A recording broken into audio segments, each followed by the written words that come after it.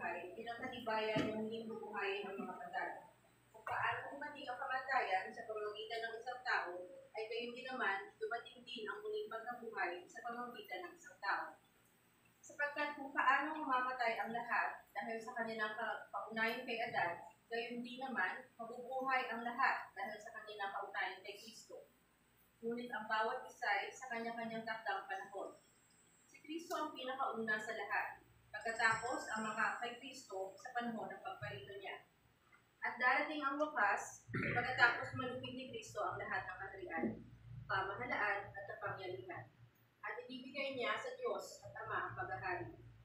Sapagkat si Kristo ay dapat maghari hanggang sa malupig niya at lubusang mapasuko ang kanyang mga kaaway.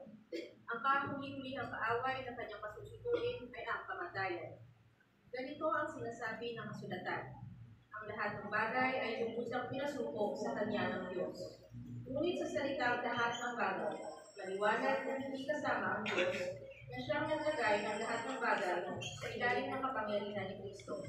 At sapat ang lahat ay nasa ilalim na ng kapangyarihan ni Kristo, ang anak naman ang paiilalim sa kapangyarihan ng Diyos, na naglagay ng lahat ng bagay sa ilalim ng kapangyarihan niya.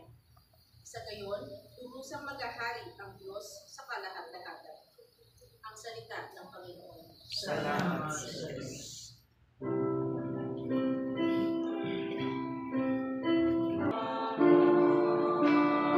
Magsitayo pa lahat bilang magpugay sa banal na ebanghelyo ng ating Panginoon.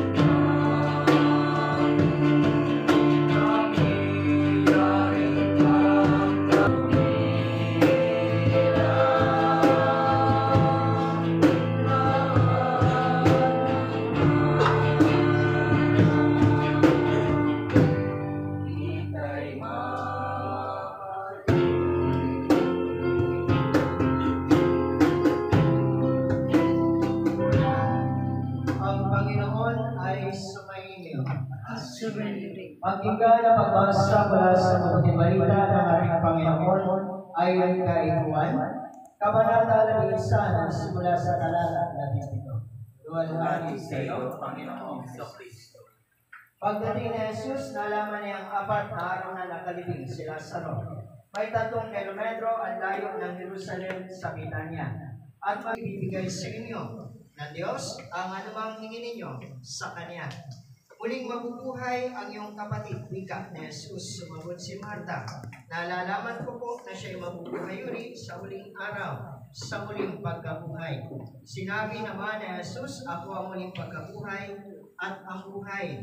Ang nananalig sa akin, kahit mamatay, ay muling mabubuhay. At ang sinumang nabubuhay at nananalig sa akin, ay hindi mamamatay kailanman. Pinaniniwalaan mo ba ito? Opo, Panginoon, sagot niya, nananalig ako sa inyo. Kayo po ang anak ng Diyos, ang Mesiyas, na inaasahang paparito sa sanlibutan. Mga kapatid, ito mabuting balita ng ating patuloy na kaligtasan. Pagpapis sa iyo, Panginoong Jesucristo. Magsinuman. Kaintig namin ipinapanalangin ng Panginoon, hindi tuloy na natatakan sa puso at pagsunan sa bibiyag, ay marapati sa lubungin ng iyong mga banal sa kalangitan. Araw-araw sa kanyang laging nabubuhay, upang magitan para sa akin. Manalangin tayo.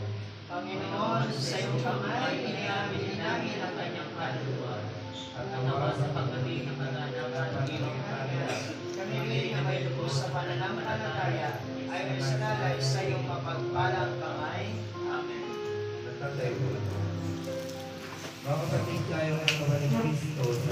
pamamagitan ng isang Espiritu tayo natin sa isang katawan ng tayo Panginoon. Ingatan natin ang pagkakaisa na dulot ng Espiritu sa bigkis ng kapayapaan.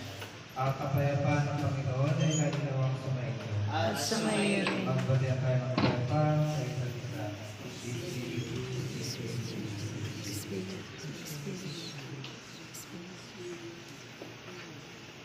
Ibigay sa Panginoon ang karangan ng nararapat at kanyang alay at tumaroon sa kanyang harapan.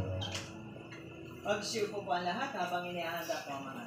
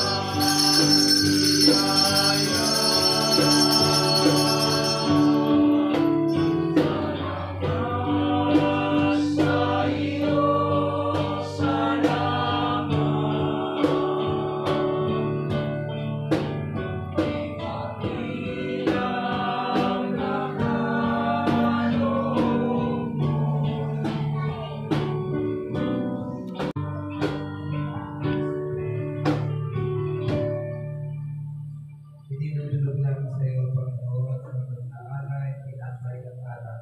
Karapat ng kalabing ang mga buhay ko, bilang pag-alala sa iyong lingkod na sa aming kapatid sa Pilipinas. At ngayon din bilang bataya ang pag-aalay sa aming sarili sa iyo.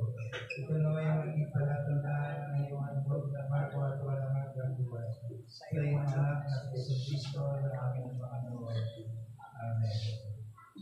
Manalangin tayo mga kapatid upang ating hain ay marapat sa Diyos na makapangyarihan. Tanggapin naman ng Panginoon ang ating hain sa kapupulit kalulahati ng kanyang pangalan sa ating kapupulit at ang uniyang iglesia. Ang Panginoon ay sumainyo At sumayo rin. itaas ang inyong mga puso. Natas namin sa Panginoon. Magpasalamat tayo sa ating Panginoong Diyos. At siya ay magpasalamat. Tunay na marapat aming tungkulin at kaligayahan lagi at saan man. Magpasalamat tayo sa Panginoong Diyos. Wala namang makapangyarihan at matamat ng Diyos. Sa pamagitan ni Jesucristo naming Panginoon, na naghayag ng pag-asa ako sa pinagalang ng pagkabuhay.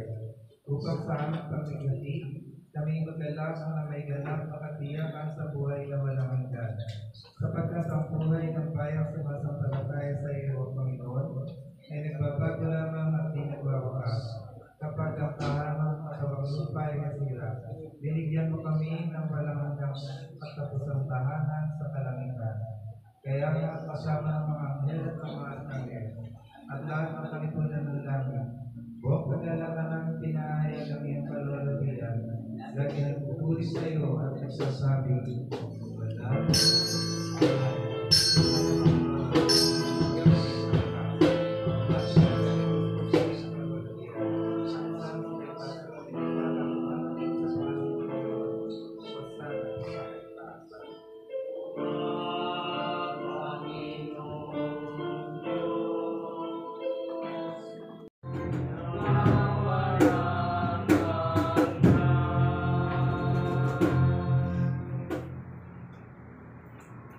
Kaya bilang pagtupad sa kanyang utos sa Ama, lahat ng aming inaalala ang kanyang kamatayan, aming ipinahayag ang kanyang pagkabuhay ng muli. Aming hinihintay ang kanyang nagwalaan ng pagdating. At iniaalay namin ang aming sakripisyo ng pagpili at pasalamat sa iyo.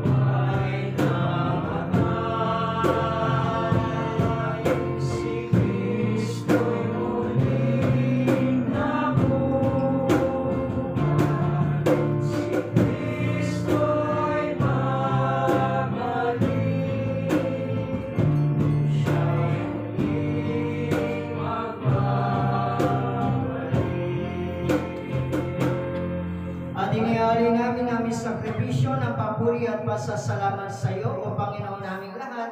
Inihahandog namin mula sa iyong mga kaloob itong tinapay at alak. Nananalangin kami, O mapagmahal na Panginoon, na iyong isugo ang Espiritu Santo upang pabanalin ang mga handog nito, maging sakramento ng katawan ni Kristo at dugo ng bagong tipan. Tulutan mo makiisa kami sa iyong anak sa kanyang sakripisyo. Sa pamagitan niya, kami maging karapat-dapat matapos pakabanalin ng Espiritu Santo. Sa pagsabi ng takdang panahon, may salalay lahat ng bagay sa pagpapailalim kay Kristo. At ihatid kami sa makalangit na bayan, doon kasama yung lingkod aming kapatid na si J.T. Luz Sarmiento. Lahat ng mga santo ay makatanggap sa kalipunan ng mga anak sa pamagitan ng Yesu Kristo na aming Panginoon. Ang unang isinilang sa mga nilalang, ang puno ng simbahan may akda ng aming kaligtasan. Sa pamamagitan niya at kasama niya at sa kanya na kaisa ng Espiritu Santo, ang lahat ng karangalan at kalwalatian ay sa iyo, O Amang makapangyarihan, ngayon at magpakailanman.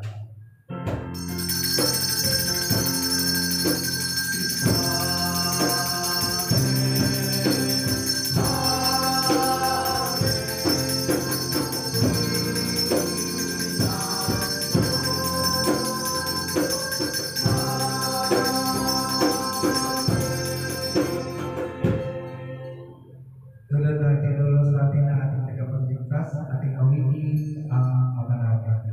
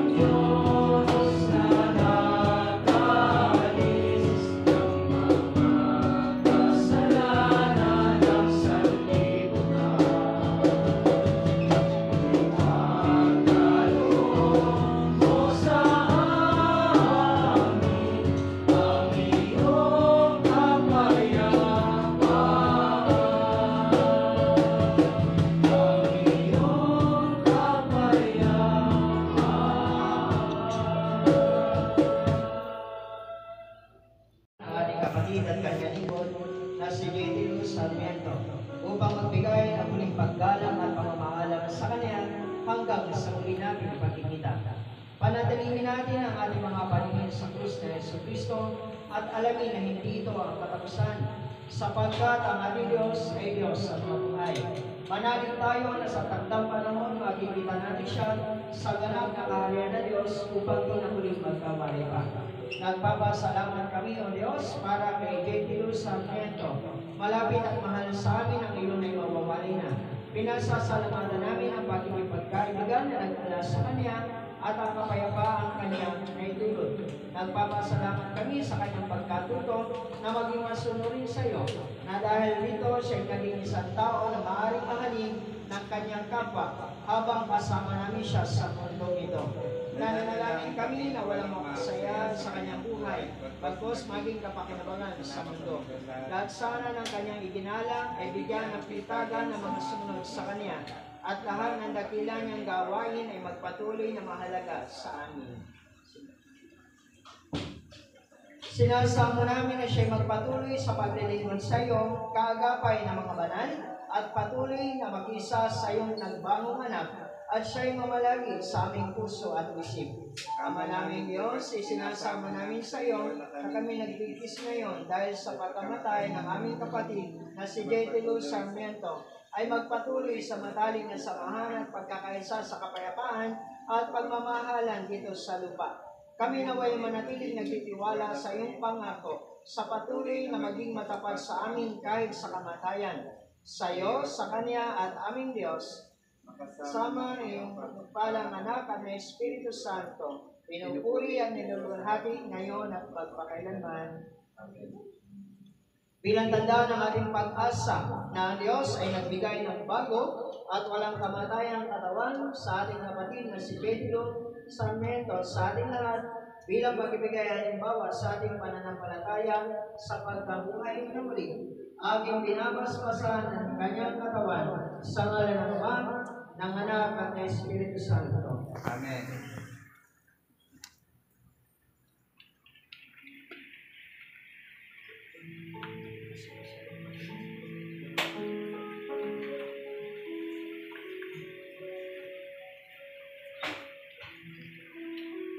Pamilya.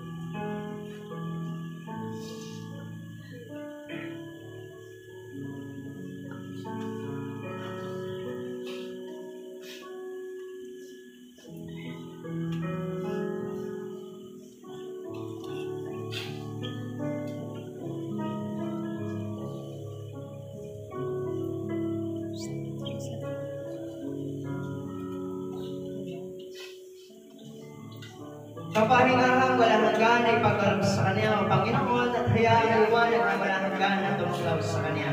O mawayang tagapagligtas, inihangilin namin sa iyo ang aming kapatid, lingkod na si J.T. Luz Sarmiento. Sinasamo namin na tanggapin siya at ibilang sa kawan ng mga ligtas. Tanggapin mo siya sa bisig ng iyong paggalinga, sa pinagpalang kapahingahan walang hanggang kapayapaan, sa malalahating samahan ng mga banal sa liwanag. Kapahingahan walang hanggan ay pagkalab sa Kanya, O Panginoon, at hayaang liwanag na walang hanggan at tumulaw sa Kanya, mahiwalay nawa siya sa kapayapaan. Ang Kanya nawang kaluluwa at ang kaluluwa na lahat na sumasampalataya ng mayapang sa awa ng Diyos ay mahiwalay nawa sa kapayapaan. Magsipo po muna lahat.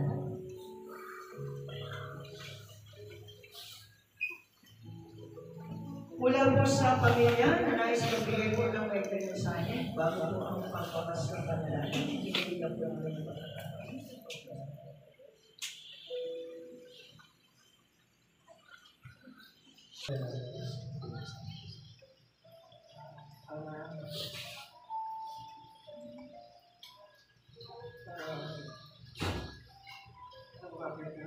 sana bitaw ng lahat ng mga loob mo, sana masaya ka sila. Muna kayo lahat ng mga anak mo. Galugayin namin sila. Salamat sa lahat. Salamat sa iyo.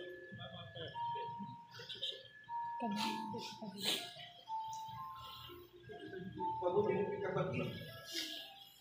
Mabuti ang anak. At mabuti ang ina. Kayong mga anak. Salamat. Patawad sa lahat. Ang inis ka namin.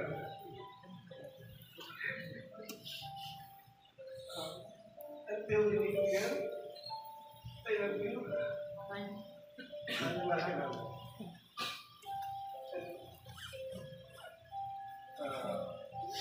Salamat po sa lahat ng mga tao na naging parte ng buhay. Sana ay kapatid.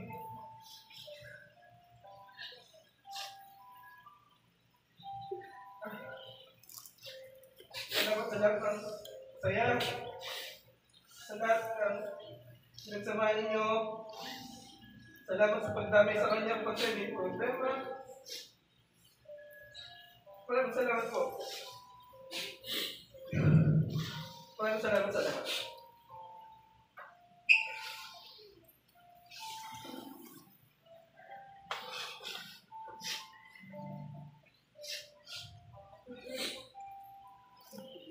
Tawad, hindi ako makaabot sa iyo. Patawad kung hindi ka nalikaan. Patawad hindi ko walang nasabi sa iyo. Nahanap ko na ako sabihin at hindi man ako nakahingi ng tawad. Magpansagan. Mahal ka namin. Kahit malayo ako, alam mo, lagi kitang binabantayan. Lagi kitang pinakamusta. Kahit malayo ako, lagi kitang pinakamusta. Lagi kitang naalala. Pinasama sa dasal ko. Lalo na mga anak mo. Parang mga anak ko na rin sila. Alam mo yan. I'm sorry sa lahat ng mga pagkulang ko. I'm sorry kung hindi kita natulungan sa panahon kailangan mo ako. Pero sana naramdaman mo at sana alam mo na nandun kami. Naglalaban ka namin. Try namin gawin lahat. Lahat kung kaya namin gawin. Pero siguro may plano na ang Diyos para sa iyo. Although, kinuha ka sa amin, napakabilis at napakasakit. Pero sana maging at peace ka. Sana wala ng pain. Sana wala ng suffering. At kung nasaan ka man ngayon, sana alam mo na maraming tao nagmamahal sa iyo. Marami ang napapaabot ng mga dasal na sana maging at peace ka kung aman ka man. At sana makadating ka sa langit. Patawad sa lahat ng mga pagkukulang ko sa mga times na hindi ka na nagamayan sa mga problema mo. Sa mga times, kailangan mo ng kapatid na makakausap sana, na maiiyakan, o na simpleng makausap man lang. Na simpleng yapos, o hawak lang sa kamay. Kasi alam ko na hindi ka lang pag nasa bahay ka, marami kang iniisip. Pero deep inside, sa napakabuting tao, mabuting ina, mabuting anak, at mabuting kapatid. Naramdaman ko yun. Kung nakita namin ang dumadagsang mga kaibigan mo, katrabaho mo, maybe hundreds of them, just to show their respect for the last time. Maraming salamat natin sa lahat. Magpahinga ka na. At sana maging at peace ka until we meet again. I'm sorry, ate. And I love you so much. Kami na bahala sa mga naiwan mo na certain parties. Huwag mo mag-alala. Okay?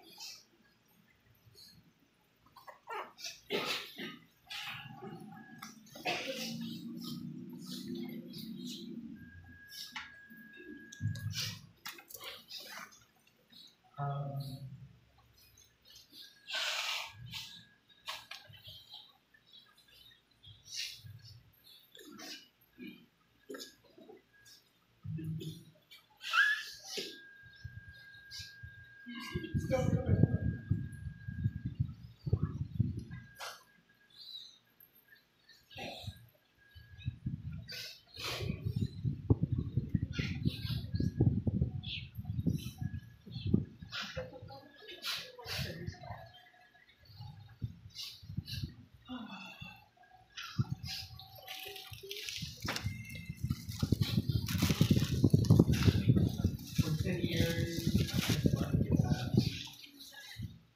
sana panagdag proseso. Pagkabakal, deserve mo. Sana napagdag ko sa'yo yung happiness para sa'yo.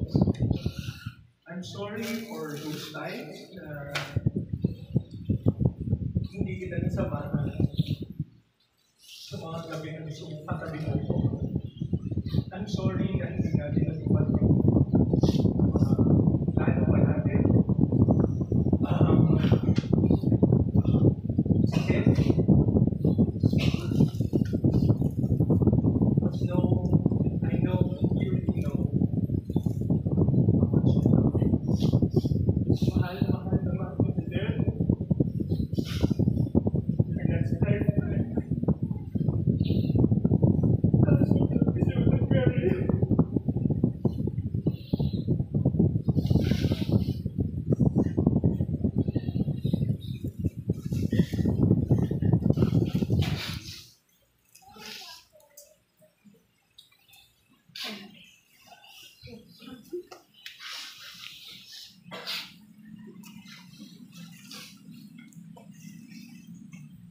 Wala na po. Muli sa ngalan po ng Iglesia, Pilipina Independente, ng parokya ng Santo Rosario at Nasakol, ipinagawa po namin ang pagkikilala sa buong pamilya. Kasama ng panalangin para sa patuloy na kapayapaan at kanilitan ng buhay na walang hanggan ng kanyang lingkod na si David Sarmiento. Pinagawa po ang pasalamat sa buong pamilya na sa uling sandali ng pagbibigay ng mahal sa kanyang lingkod ay naging mahali po. Sa kabilangan ng mga tawag sabi ko na ay minsan na rin ang kanyang pananatili sa mga tawag bago siya mga sa mga huli ng buwan. Kaya sabi niya, sa kanyang wala nang pagkakas. Huwag manapay sa masamay natin sa pagkakas ng kanilangin at patuloy maging bahagi pa rin ng buhay. Sa kabilangan siya ay nasa kabilang na nanatili ang nagdagan sa isa sa kaniwan ng kanyang God. At dalangin namin sa Panginoon Diyos na naway sa mga panahon ng inyong kalimutan at pagdadalamati, naway lagi kayong samahan at tamayan ng Panginoon Diyos. Naway patuloy kayong palagi bigyan at kalakasan at katatagan upang kumain ng patuloy sa buhay, pinimanan ninyo kasama ang kapiling ang panahon yung ng kanyang lingkod na si Diyos. Panatiling po kayo sa inyong mga alaala ang mga ganda, tuwa at masasaya. Kaya samahan upang kumain ng patuloy sa buhay nito.